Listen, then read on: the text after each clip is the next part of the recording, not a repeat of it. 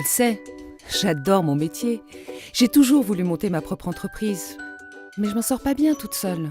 Je me demande même si je ne vais pas arrêter. Surtout pas. Tu es faite pour entreprendre. Oui, mais j'ai du mal à faire face à la concurrence des grosses boîtes. Pas évident pour les petits entrepreneurs isolés comme moi d'être visibles. J'ai peut-être une idée. Tu pourrais rencontrer d'autres personnes qui partagent les mêmes besoins que toi. Vous regrouper et faire face ensemble. Dans une coopérative, par exemple. Une coopérative? Ouais. L'idée, elle est simple. Ensemble, on est plus fort, on s'entraide. Une coopérative est au service de ses membres. C'est valable pour les artisans, les commerçants, les agriculteurs, les salariés, etc. Le principe de base est le même. C'est être co-entrepreneur. Elle est géniale ton idée. Sortir de l'isolement, je dis oui. Mais je veux rester indépendante, hein. Ça, je l'ai bien compris. La coopérative est une entreprise collective.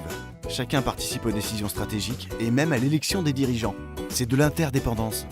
À plusieurs, on peut négocier, mutualiser les coûts, regrouper les achats, partager les risques et proposer un service au meilleur prix. Ensemble, on peut accéder à certains marchés qui paraissaient inaccessibles.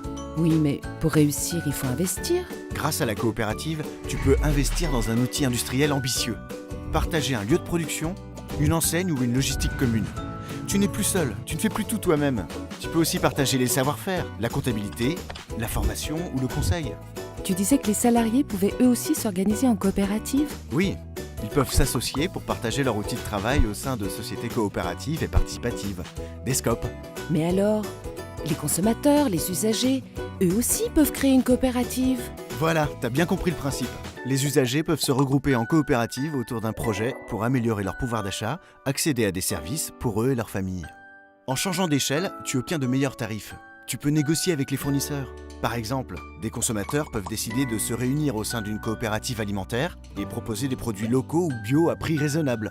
On peut aussi mutualiser le logement, l'achat de livres, de téléphonie, la production d'énergie. En fait, toutes les activités peuvent s'organiser en coopérative.